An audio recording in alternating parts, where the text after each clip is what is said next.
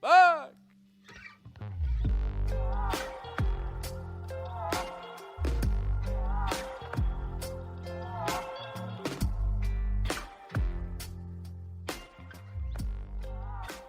My name is Josh Miller. I own Riverstone Kennels, and I've been training gun dogs for more than 16 years. I have field trialed, I've hunt tested, but at the end of the day, I'm a duck hunter. You might find that the duck in our Duck Dogs podcast is spelled uniquely. The UK stands for my British Labs. I love my British Labs. I love what they offer me, both as a part of my family and the high motor in the field. As you're going to find, I have some pretty special dogs. Follow along in our podcast series here as we talk about both in the field hunting and in the field training situations that will hopefully help you progress with your dog at home.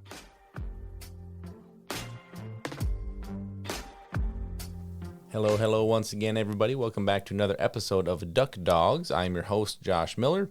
And let's be sure to thank our wonderful sponsors that make this show possible. Thank you to Eukanuba. Eukanuba is the presenting sponsor of this show.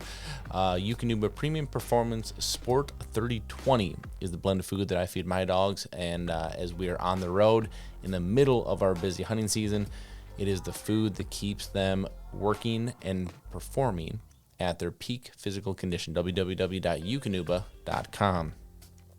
Also, thank you to Kent Cartridge. Kent is our shotgun shell of choice. Specifically, I am in love with that Kent Bismuth. It's just been a fantastic round for me, and I would encourage anyone out there as you kind of stock up for the back half of the season here, be sure to go check out and load up on Kent Cartridge. Also, thank you to Lucky Duck. Lucky Duck is your 5-star crash test-rated kennel, both in the intermediate and the large size. So no matter how big or small your 4-legged hunting partner is, you can be sure that they are traveling as safe as they possibly can. www.luckyduck.com. Also, thank you to Sitka Gear. Sitka Gear is your premium option for your outdoor clothing. I actually just got a confirmation for another Sitka order that I put in here just the other day. It's just a fantastic product. It will keep you in the field more comfortable for longer. www.sitkagear.com. Also, thank you to Gun Dog Supply. Gun Dog Supply is your one-stop shop for all of your hunting and training needs for your 4-legged hunting partner. So whether it's a vest, a collar, training dummies, a bed once you get to camp, whatever you need for your dog, be sure to check out www.gundogsupply.com. Last but not least, thank you to Retriever Roadmap. Retriever Roadmap is your premium online option for training your gun dog at home. So if you are looking to make those next steps here in the off season with your dog, if you are looking where you get started with a new puppy, www.retrieverroadmap as an online library to help you walk through that process so you can do it yourself at home. It also has a fantastic community of people that will help answer questions and be extremely supportive as you go through this journey on your own. www.retrieverroadmap.com. And also, for being a Duck Dogs listener, use the code DD for Duck Dogs, DD100. That will get you $100 off your membership for Retriever Roadmap. Well, once again, everybody, I hope you're off to a fantastic start to your day, to your week, to your month, as we are now into December. And, not only into December, gosh, we're only halfway through December already. And kind of crazy, this month is flying by. I'm extremely jealous that I missed the second split opener for Arkansas. So Arkansas has these splits. And so if you're from the north, especially from Wisconsin, and you're like, oh, I don't know what a split is. Yeah, it's very frustrating that we don't, to be honest with you, because each flyway, as they're given their X amount of days that they can hunt every year, by splitting it, it allows you to prolong the season, go longer, and wouldn't we like that, especially up here in Wisconsin, where it was 44 degrees yesterday? Well, the season came out like 2 weeks or 3 weeks ago now. I can't remember what it is. Like a long time ago. We just never got the push of birds. So down in Arkansas, they do the first, 9 days, I think is what it is. And then there's a split, and then there's an open. It's just amazing what that rest will do for the birds that are around. They're not getting pressured every day. And I hated not being down there, but I just have too much going on here right now. and I have to go back here to Missouri in a couple days.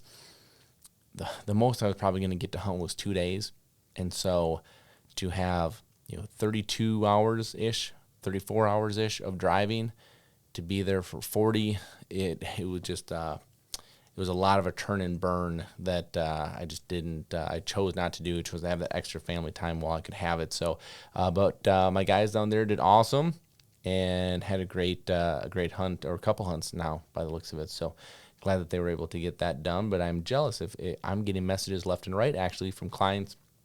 I had Nick Clark, I had Alex Geip. You have some guys that have just been great clients, but also have become very good friends that getting messages that they are on their way, and certainly making me more jealous. So if you guys are down there or down somewhere where season is still going on, I'm glad you're taking advantage of that. But that's also what's kind of prompting my sit down here today, because inevitably as the season wears on, you kind of see different trends. People that are, whether they're sending in questions, you're asking for help to kind of get through some things, or kind of talking over maybe some issues that came up that, now how do I get over this with my dog?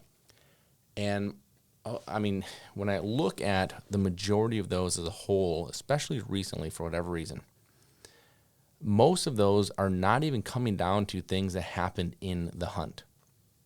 They happened either prior to or post hunt, and that's where these issues came up. Okay, so I want to dig into this a little bit, because we talk so much about training, or we talk about so much about on the hunt, how to make them successful, but pre and post hunt, while you're still in the field, are two times that are incredibly important, and something that, I mean, I just think it's easy to kind of neglect talking about it, because it's not the forefront of the mind. It's like, how do you go into a football game and handle your warm up, and then how do you handle shaking hands after the game, right?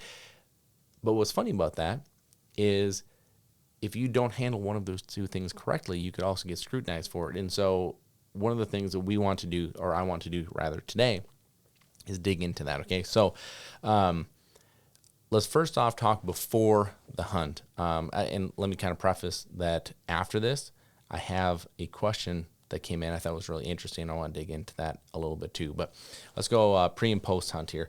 So one issue that has come up numerous times now, is a dog that is struggling just simply on the travel part of the hunt. Okay, so you're going to go on a big hunt. You've waited forever for this. The dog's ready. You've been training, and you put him in a crate, and you're going to drive, I'm just making up a number, 10 hours. The dog gets overly stressed out. Then you get to wherever you're going to stay, and the dog is, whether they're not eating, or they're super loose with their stool, or they're kind of whiny and they're super anxious. This is one of those times that, how do you train for this? It's a very difficult thing to train for. This is one of those things that, taking advantage of family road trips, taking advantage of staying somewhere else, whether that's at grandparents, up at a cabin, a lake house, friend's house, whatever it is.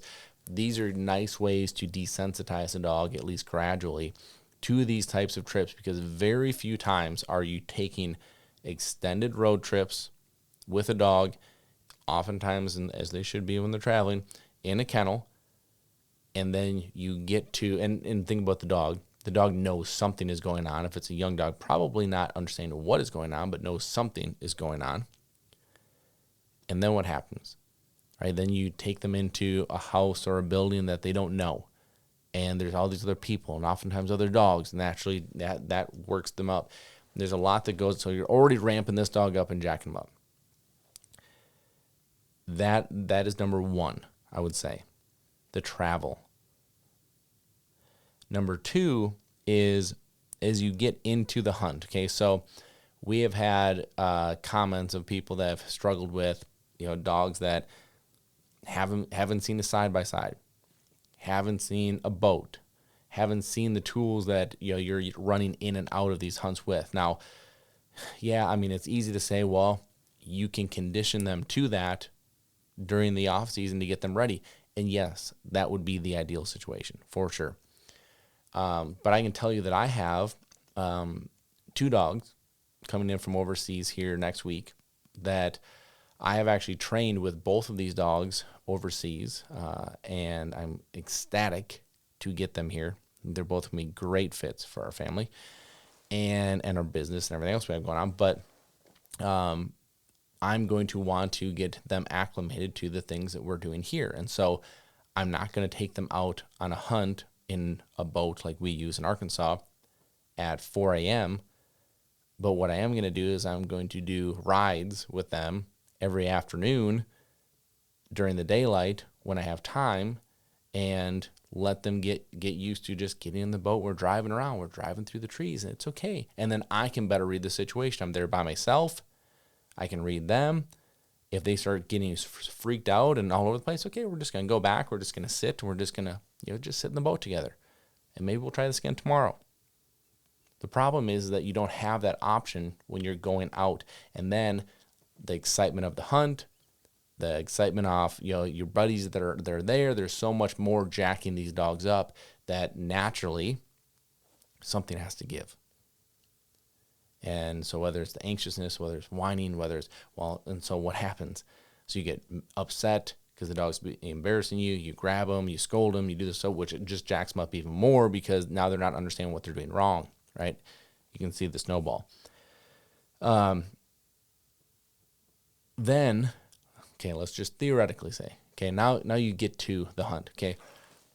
I've never understood the thought process behind letting the dogs run around wild while you're setting up decoys, while you're brushing blinds, whatever, to quote unquote wear energy out. Like, do you do that while you're training? Do you let the dogs just run wild for 20 minutes before you start hunting, or before you start training rather? No. So why would you do it when you hunt? Now, sometimes the response I've gotten when I've asked that question is, well, I didn't have time to let them out before we left. Well, I'm sorry, but that's not the dog's fault. You can set that alarm 30 minutes earlier. You don't have to hit snooze 8 times, right? I get it, but this is part of being the dog owner. This is part of having that added responsibility. You got to do these things. And so for me, my dogs always stay, let's just say in this case, a side-by-side or the truck, depending on, oftentimes we're dry field hunting up here in the Midwest. We're driving trucks and trailers out. Oftentimes if we're down south, we're driving side-by-sides out. Either way, the dog is staying in the kennel, in the vehicle, until everything is done. There is no reason for them to be run around wild like idiots.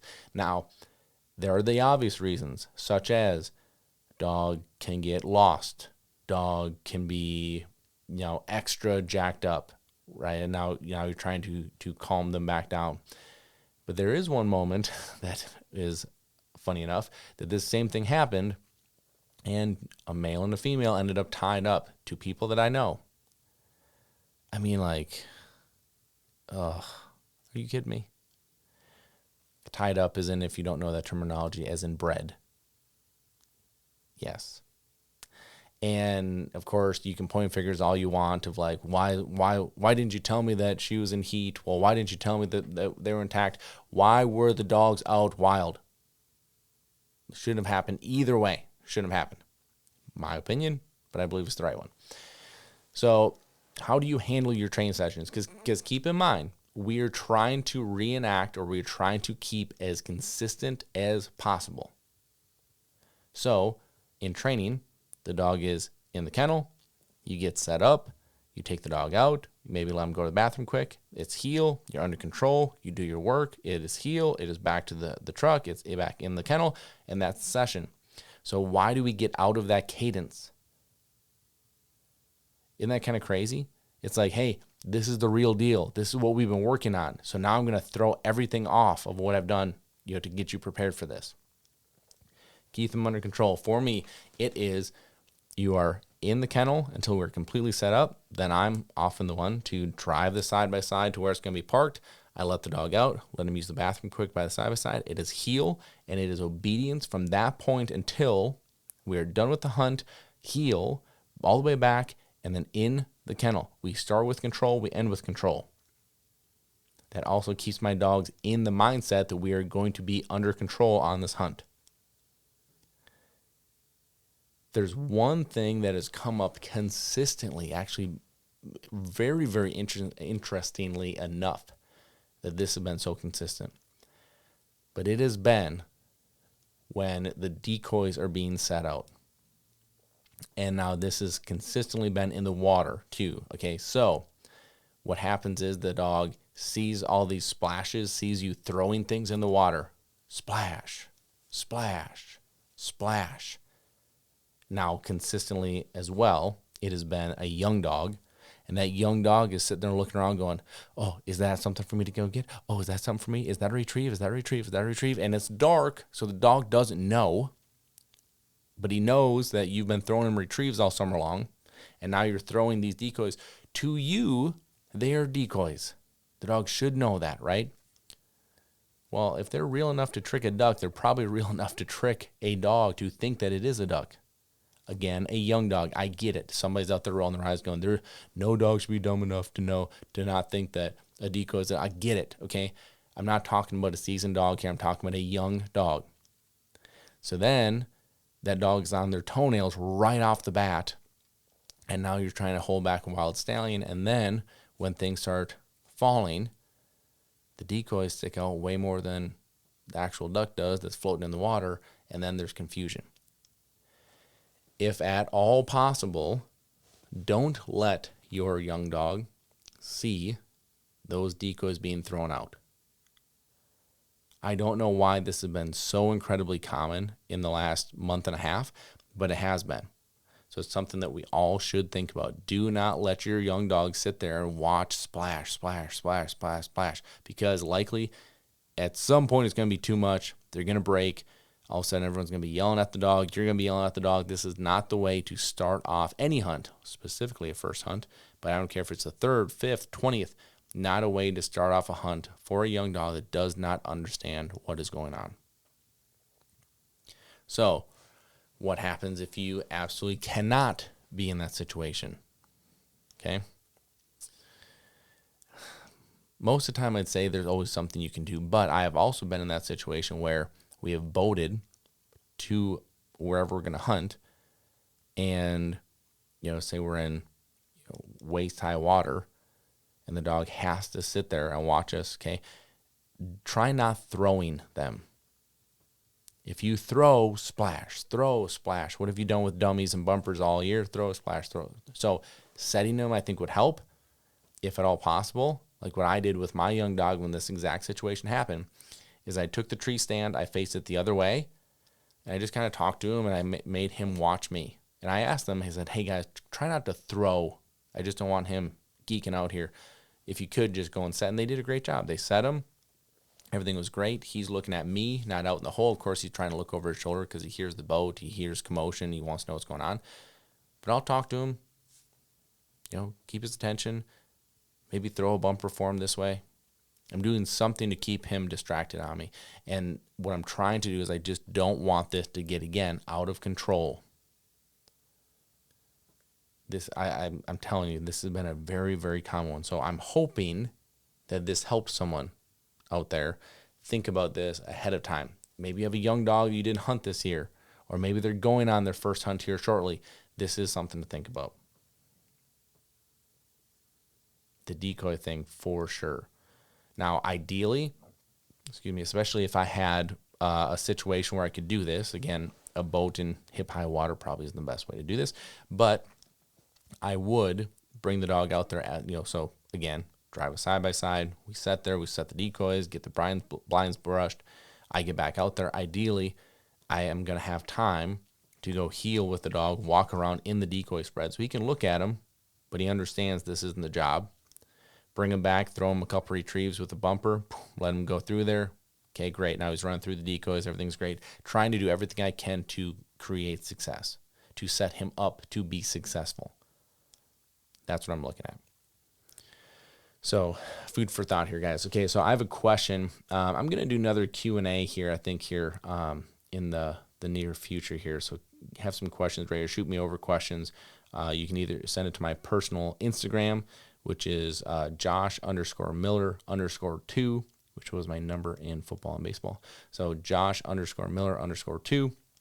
You can send them to me there. I'd love to hear any questions you guys may have that I can queue up here. But one question that came through, and I'll kind of read part of it. I don't want to give away the gentleman's name because I didn't ask, for if I could share his name. But there's a question here that said, "Hey Josh, hoping you could help me out on something here. I've been looking into guides and outfitters to go on a waterfowl hunt and have not found anyone yet that will allow me to bring my dog. I think it's ridiculous that I would go on a hunt and spend money when I can't even bring my dog. Any thoughts on why this is?" And so, one hand, I totally understand and totally agree where you're coming from as far as like if you're going to spend money, why you are likely hunting is for the dog, right? So I get that.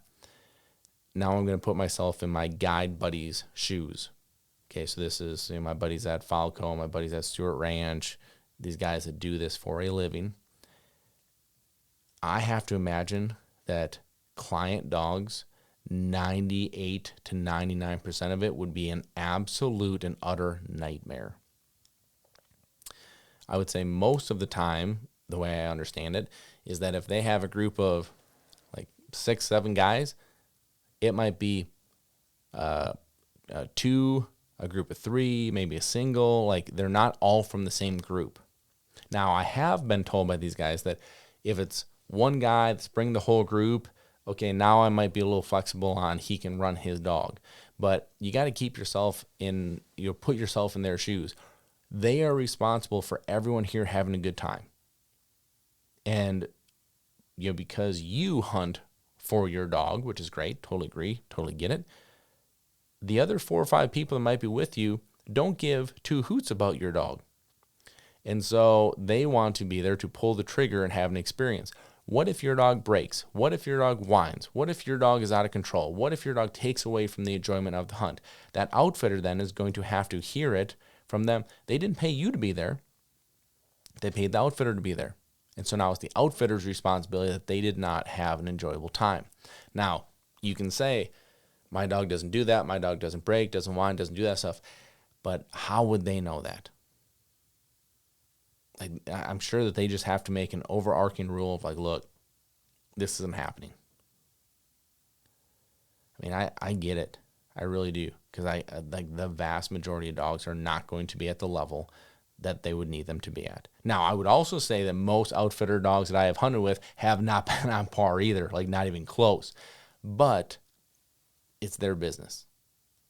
So I totally get where you're coming from, but there is a side of that. Now, I'll give you kind of a personal caveat to that, or maybe another level of this. Okay, so you guys heard about the pheasant ranch that I have going on in Missouri. I'm super excited for this. I think it's going to be super fun. Go do driven hill shoots, a lot of bird activity, great work for the dogs. We're going to keep everything under control. It's going to be really, really fun. But some questions that I have had, from people that have booked hunts with me that are coming is, so what's the dog situation going to be like? Are dogs going to be allowed in the lodge? Are dogs going to be allowed in my room? Or are dogs going to be allowed on my bed, right? And the answer to all of those is going to be no. Okay, so let me explain what my thought is here. Okay, so what I have is a building, heated, insulated, quiet garage that is about 10 steps from the lodge door. That is where all of the dogs are going to be. So I have my trailer setup is going to be in there. We're going to have kennels in there that the dogs will stay in, and this is where the dogs will be. So part of this for me is because the lodge that I'm using is a deer lodge, right? So they haven't had to deal with dogs, and all it's going to take is one incident and everything's gone, right? So the incident part of it is a big part of this. I don't want there to be an incident. I don't want there to be an issue. And so let's just eliminate even the need for it. Because, so again, put yourself in my shoes on this. If we have 10 people come in that don't know each other, and now we have 10 dogs out here, something is going to happen. And I've been in multiple camps where dogs have just everybody thinks their dog is special. So oh, the rule is that all the dogs have to be away, but like not mine. Like mine is better behaved. Mine, and all of a sudden there's these dogs roaming. The last one that I vividly remember was down in Texas, and I was looking at these two males that are walking by. They're just kind of looking at each other over the corner of my eye, and I said to the guy next to me, I said, those dogs are going to fight. It wasn't 10 minutes later, and all of a sudden, everyone's sitting there having a good time, having drinks, hanging out, and all of a sudden it's just like two grizzlies going at it. And people are like running in there. Of course, I jump in and break it up. Shouldn't have, but I did. It's just what I do. It's just in those moments I've been around enough when I just jump in. I feel very confident jumping in and knowing how to handle those dogs to get them away from each other to where I'm not going to get bit. I do get bit sometimes, but it's just something, just how I'm wired, I guess. I've been around it. So it is going to happen. So why even give ourselves the opportunity for it to happen? Let's just eliminate even the possibility. The other thing is these dogs are going to be working all day long. They're going to be tired. Giving them a quiet place where they can go, relax, chill out, go to sleep, instead of being in your room, being anxious because they hear us talking, laughing, having fun. They hear the music, they smell the food, there's all this stuff, and now they're anxious all night too. And then they have to go perform again the next day. To me, that makes no sense at all. And you go back to what we talked about at the very beginning about traveling and traveling in a crate and being as consistent as you can. I mean, just giving them a place to be quiet and just relax and just go to sleep and recover from the day. Like, you're taking one less thing, that could happen away from them. Don't let them get anxious. Oh, I've never seen him like this before. Well, now we have a hole dug through the drywall. What do we do? There's too many things that can happen. So that's a little personal experience, just to kind of elaborate on the whole, guys not allowing, dogs in the lodge or on the hunt. Like, I get it. And here's the thing. Although I can say that I get the outfitter side of it, I also understand that probably every person, probably without exception, that is listening to this, the dog is the reason you're going on the hunt. So I totally get that you want your dog to be there. And I totally get, again, if you're listening to this, you're likely in a very high or a very low percentage of high-performing people that are achieving this stuff with their dog. They know the standards. They know what a dog should do. You are likely, I'm just going to be blunt on this, you are likely going to go out, look at the guide dog and be like, my dog is way better than this. From my experience that I've seen with guide dogs. That's just, I'm going to go down a limb and say, it's probably what you're going to say. With that being said, you do have to just keep in mind that what is the vast majority of what these guys have to deal with. If you had 40 people come through in a year that all brought their dogs, how many of those 40 do you think are dogs you'd look at and be like, I'd own that dog? Probably a very, very, very small percent. Everybody loves their dog. I get it. Everybody wants to hunt with their dog. I get it. Really, really, really do. But as far as this question goes, why don't guides and outfitters allow that? That's why. Now, here's what I would tell you would be my advice to you on how to potentially get over this so that you could bring the dog. Get in with an outfitter or a guide that you like. And this will take probably 2 to 3 years to develop this. Find somewhere you like. You like the people. You like the hunting. You like the lodge. You like the food. To me, the biggest thing is the people. Get with a guide or an owner that you really like and get along with. After about 2 years, you can maybe make can I bring the dog along just to, I'll keep him in the crate, keep him in my truck, whatever you're going to do. And then if you have built a relationship up, maybe just go out and be like, hey man, can I just show you my dog? And show him that you've put the work in. He's steady, he's under control, delivered to hand. And then I would just empathize with them. I totally understand why you don't allow this.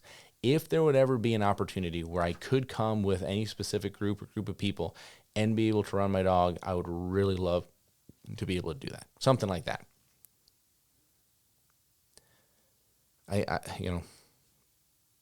I'm fortunate in what I do, and I'm fortunate to be able to have been able to show off my dogs to the level that I have, to where I have, a reputation, to where I can go into these places and they have a very good idea what my dogs are going to be capable of. And then I'm very confident my dogs are going to exceed expectations, put on the performance I need them to do, and then have that relationship. But it's also the reason I continue to go back to specific places, because I do know that, they know that, and I can build on that relationship rather than, and there's some places, guys, that I would have to go through and do almost the same thing that I just described to you guys. And why am I hunting? I'm hunting because of my dogs. That is why I am hunting. That's what I want. I'd rather not make the drive. I'd rather not go on the hunt, and that's totally fine. And that's just a decision that you will have to make if you are the gentleman that sent me this question, or in that same kind of a situation where you are having to make that kind of similar decision. But I would just encourage you to just take a step back and look at the other side of the conversation too, because I think that's a very valid point on the other side as well. Everybody's running a business. It's difficult sometimes when you start mixing your pleasure with business as well, but it is something just to keep in mind that they are running a business and they have to try to keep everybody happy. They are in an experience business. They are in a hospitality business, and they need to keep that in mind. So anyway, I hope you guys have a fantastic rest of your day, fantastic rest of your week. If you are still in the season, again, I wish you nothing but success. I hope you guys find plenty of birds, plenty of retrieves, and have plenty of fun getting your dog out in the field. I will come at you soon here with another episode. Have a fantastic day, everybody. Thanks for listening. Be sure to follow us on Facebook and Instagram. Leave us a review on iTunes, and a special thank you to DUK, because without them, we couldn't do what we do here, bringing this information to you.